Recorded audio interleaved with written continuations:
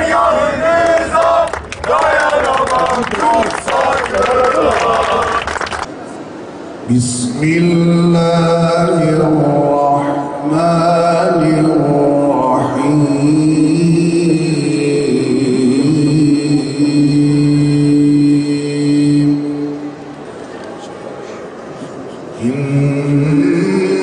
إنَّالَّذِينَ سَبَقَتْ لَهُم مِّنَّا الْحُسْنَى أُولَٰئِكَ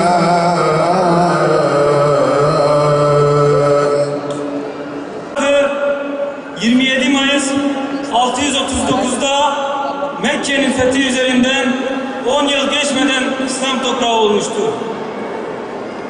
Halife Hazreti Ömer döneminde İyaz bin Ghanem komutasındaki İslam ordusu Bizans Carna Türk'üm, carna Kürt'üm, dini İslami besimeye. Carna Türk'üm, carna Kürt'üm, dini mecid besimeye. Filistin, Irak, İslam toprağı olmuştur.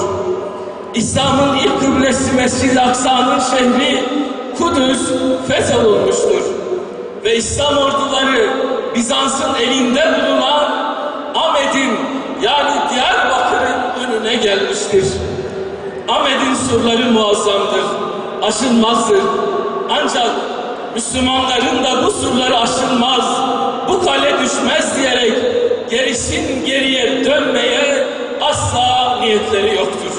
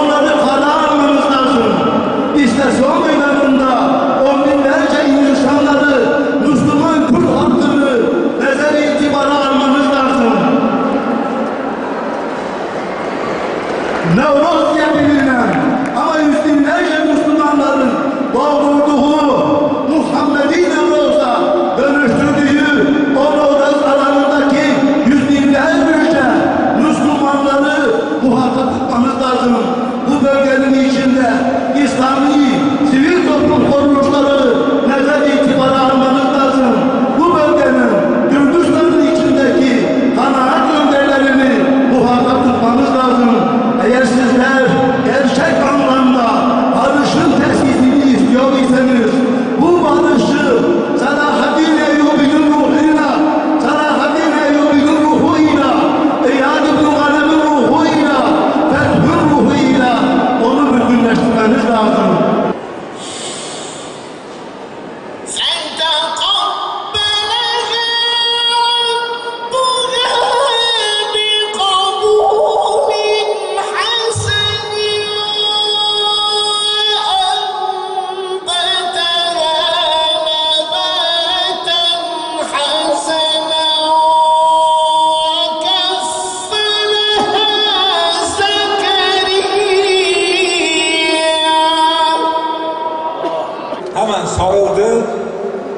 3. 5 yıllık kalkınma planının bir maddesini buldu.